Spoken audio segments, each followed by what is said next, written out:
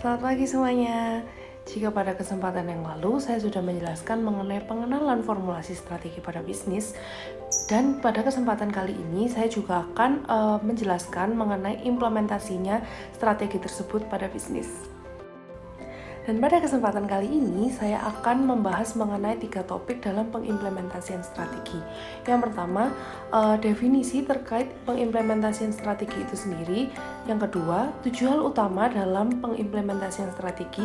Dan yang terakhir, yang ketiga, yaitu manfaat dan peran dari mengimplementasikan strategi.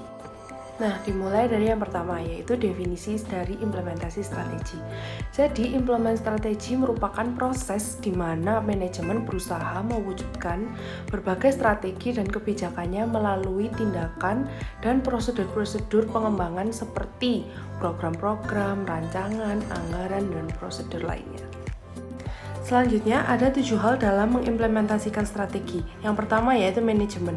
Manajemen di sini berupaya dalam mengatur segala hal dalam menjalankan usaha, sehingga dapat mencapai tujuan-tujuan yang diterapkan. Di mana pada kegiatan ini diharapkan dapat berjalan dengan lancar dan mampu mencapai target-target yang telah diterapkan oleh perusahaan. Selain itu, dengan menjalankan manajemen usaha yang baik, tentu dapat mengantisipasi berbagai kemungkinan yang tidak diinginkan dalam sebuah menjalankan usaha. Lalu yang kedua ada SDM. Manajemen sumber daya manusia dalam perusahaan adalah suatu ilmu atau cara tentang bagaimana mengatur hubungan dan peranan sumber daya yang dimiliki oleh individu secara efisien dan efektif sehingga tujuan dari perusahaan, karyawan, dan masyarakat dapat tercapai secara maksimal. Lalu dalam menjalankan manajemen ini, seorang manajer dituntut untuk bisa mengelola seluruh sumber daya manusia yang ada, agar tetap dapat bekerja dengan kualitas yang baik dan produktif. Dan seseorang yang memegang peranan penting ini di bagian SDM ini biasanya harus memiliki berbagai kompetensi seperti kemampuan untuk menyeleksi karyawan baru, melakukan penilaian kerja karyawan, dan juga menyusun perencanaan karir dari para seluruh karyawan. Selain itu, untuk mengoptimalkan seluruh sumber daya manusia agar dapat bekerja dengan efektif dan efisien, pihak manajemen ini juga dituntut untuk dapat melakukan pembagian tugas dan tanggung jawab pada seluruh staf. Lalu melakukan evaluasi kinerja karyawan, menyelenggarakan berbagai pelatihan dalam pengembangan SDM, dan juga memberi reward and recognition pada seluruh sumber daya manusia dalam perusahaan secara adil dan seimbang. Lalu selanjutnya ada bagian operasional, di mana manajemen operasional pada area bisnis ini akan berfokus pada proses produksi serta memastikan bahwa pemeliharaan dan perkembangan berlangsung secara efektif dan efisien.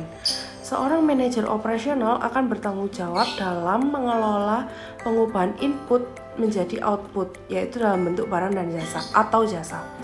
Dan kompetensi yang harus dimiliki antara lain yaitu manajemen proyek, manajemen logistik, dan perencanaan pengendalian kualitas yang baik. Yang keempat yaitu ada marketing. Marketing adalah satu kegiatan pokok yang dilakukan perusahaan untuk mempertahankan kelangsungan perusahaannya agar perusahaan dapat terus berkembang dan mendapatkan laba. Dan pada bagian ini ada banyak hal yang harus dikuasai oleh seseorang yang menjadi bagian dari manajemen pemasaran ini, seperti manajemen branding perusahaan, sistem informasi pemasaran, pemasaran di internet, dan pemasaran relasional. Dan beberapa kompetensi yang harus dikuasai oleh pihak manajemen pemasaran ini diantaranya tentang komunikasi pemasaran, pengetahuan kebijakan harga, peramalan penjualan, statistika bisnis, manajemen pembelian dan penjualan, dan lain-lain. Lalu yang kelima yaitu riset.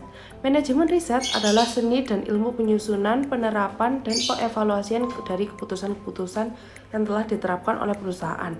Manajemen riset akan berfokus pada proses penetapan tujuan organisasi, pengembangan kebijakan, dan perencanaan untuk mencapai sasaran, serta mengalokasikan sumber daya untuk menerapkan kebijakan dan merencanakan pencapaian tujuan dari organisasi.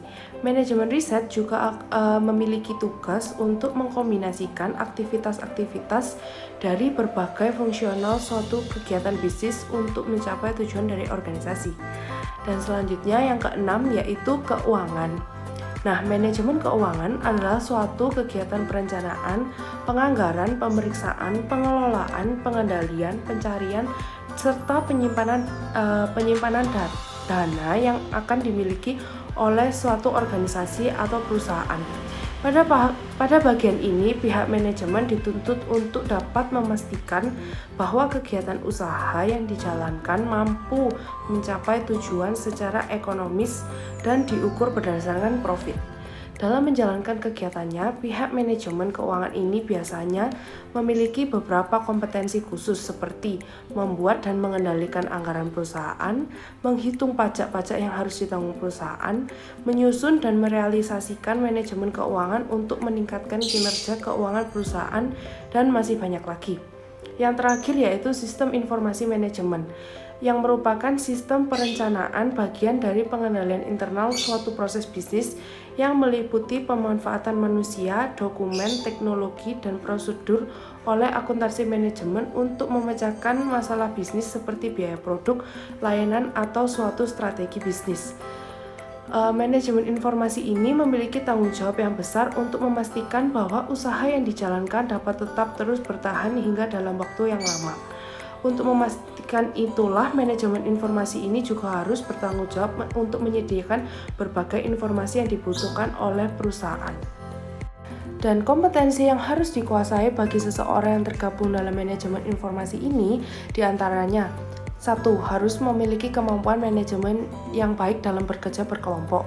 2. Dapat membuat rencana bisnis dengan baik. 3. Mampu paham tentang konsep jaringan dan dapat berbahasa Inggris secara pasif. Serta terakhir, menguasai algoritma dan bahasa pemrograman serta database dan lain-lain. Dan sekarang kita akan masuk ke dalam bab terakhir dari implementasi strategi, yaitu bagian manfaat dan peran dari implementasi strategi. Yang pertama yaitu menghasilkan keputusan yang terbaik untuk perusahaan, dan yang kedua mendapatkan pendapatan yang maksimal dari hasil efektivitas dan efisiensi dari proses bisnis yang tadi. Yang ketiga yaitu untuk meminimalisir masalah dan hambatan dari internal maupun eksternal.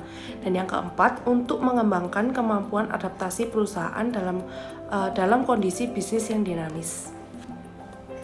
Dan sekian presentasi dari saya. Terima kasih.